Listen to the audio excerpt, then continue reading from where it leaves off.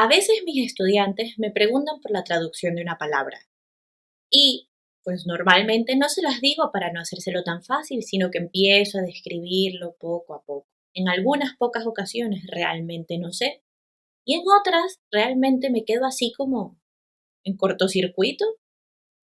Justo son esos momentos de los que te quiero hablar y de una palabra que me lo causó hace muy poquito.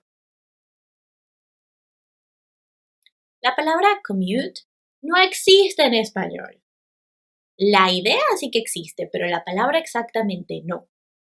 Cuando un estudiante me lo preguntó hace poco y yo le dije, ¿tu viaje diario al trabajo? ¿El trayecto al trabajo?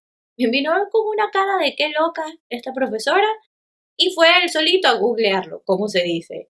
Y cuando vio, me dice, el español es muy poco eficiente y económico con las palabras. Es cierto.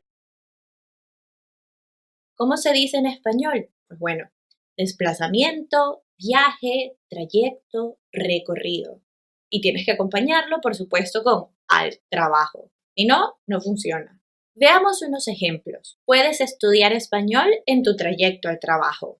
Ellos nunca hablan durante su recorrido al trabajo. Así que espero que la próxima vez que pienses cómo se dice commute en español, recuerdes esta lección y puedas usar una palabra adecuada.